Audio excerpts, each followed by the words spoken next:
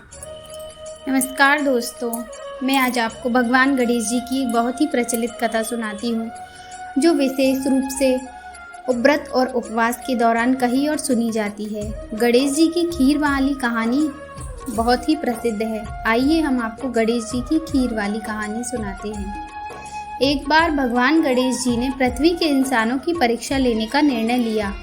भगवान गणेश एक छोटे बालक का रूप लेकर पृथ्वी पर भ्रमण करने लगे।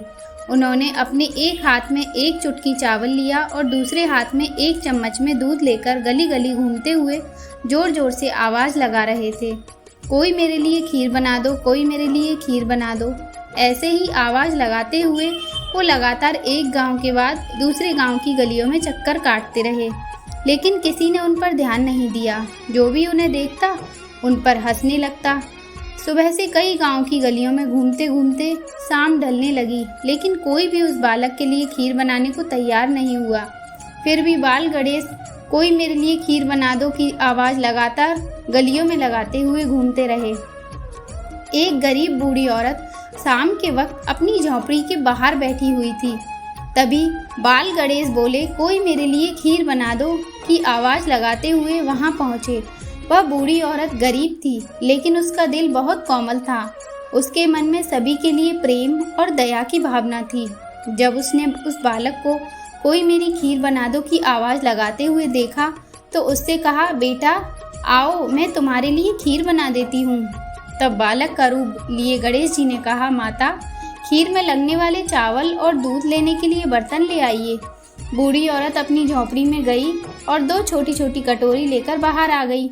दो छोटी कटोरियों को देखकर गणेश जी ने कहा, माता अपने घर का सबसे बड़ा बर्तन लेकर आइए। बूढ़ी औरत आश्चर्य में पड़ गई, क्योंकि बाल गणेश के हाथ में सिर्फ एक चम्मच दूध और एक चुटकी चावल ही था। ये देखकर उसे थोड़ी झुंझलाहट भी हुई, लेकिन उसने सोचा, कोई बात नहीं, छोटा बच्चा है, इसकी बात मान लेती हूँ। और फिर वो अपनी झोंपड़ी में मौजूद सबसे बड़ा बर्तन, जो एक पतीला था, उसे लेकर बाहर आ गई। बाल गणेश ने अपनी चम्मच से दूध उस पतीले में डालना शुरू किया। तब बूढ़ी औरत आश्चर्यचकित हो गई। उसके सामने ही गणेश जी ने एक चम्मच दूध से पूरा पतीला भर दिया। उसके बाद वो एक के बाद एक पतीला और घर के सभी बर्तन लाती गई और गणेश जी सभी बर्तनों में दूध भरते चले गए। बाकी के कुछ बर्तन में चावल और खीर बनाने में इस्तेमाल होने वाली दूसरी सामग्री भी गणेश जी ने भर दी। जब बूढ़ी औरत के घर के सभी बर्तन भर गए तो गणेश जी ने उससे कहा, माता मैं स्नान करके आता हूँ, तुम खीर बना लो, मैं स्नान करके ही खाऊंगा। उस बूढ़ी औरत ने गणेश जी से पूछा, मैं इतनी ज़्यादा खीर का क्या करूँगी? तब बाल गणेश जी ने कहा, गांव के सभी लोगों को खीर खाने के लिए दावत दे दो। फिर बूढ़ी औरत ने बड़े प्रेम से पूरी सामग्री की खीर बना ली। खीर तैयार हो जाने के बाद वह गांव के घर घर जाकर सभी लोगों को खीर खाने का न्योता देने लगी।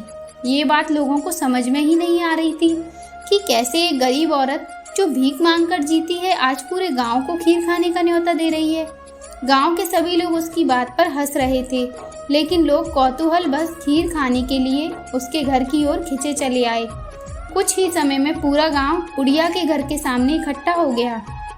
जब बूढ़ी औरत की बहू को खीर वाली दावत की जानकारी हुई तो वो भी वहां पहुंच गई। जब उसने खीर से भरी पतीलों को देखा तो उसके मुंह में पानी आ गया। खीर की मीठी मीठी खुशबू भी उसके मुंह में पानी ला रही थी। उसने एक कटोरी में खीर निकाली और दरवाजे के पीछे बैठकर खाने को तैयार हुई कि उसके हाथ से खीर का एक छींटा गिर गया, जिससे गणेश भगवान को भोग लग गया और वो तृप्त होकर प्रसन्न हो गए। जब बूढ़ी औरत ने देखा कि बालक आ गया है तो उसने कहा, बेटा खीर बन गई है, भोग लगा लो। इस पर गणेश जी बोले, माते मैं भोग लगा चुका हूँ, अब आप खाओ और गांव वालों को खिलाओ। बालक की ये बात सुनकर औरत बोली, बेटा खीर बहुत ज़्यादा है, इससे गांव के सभी लोगों का पेट भर जाएगा, उसके बाद भी ये बच जाएगी।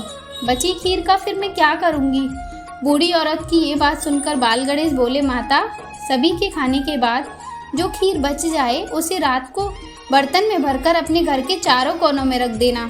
सभी के खाने के बाद जो खीर बची थी, बूढ़ी औरत ने बालक के बताए अनुसार रात को अपने घर के चारों कोनों में बड़े बड़े बर्तन में भरकर रख दिया। फिर बूढ़ी औरत सो गई और रात भी शांति से बीत गई।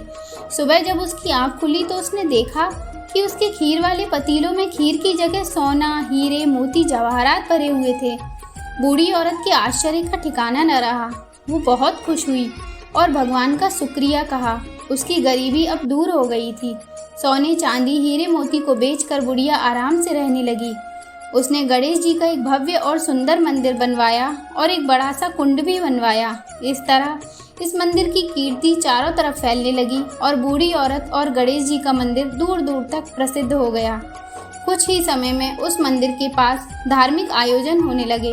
दूर दूर से लोग उस मंदिर में भगवान गणेश जी की पूजा करने और मन्नतें मांगने के लिए आने लगे और गणेश जी भी किसी को निराश नहीं करते थे। सच्चे दिल से मांगी हुई हर भक्त की मन्नत को उन्होंने पूरा किया।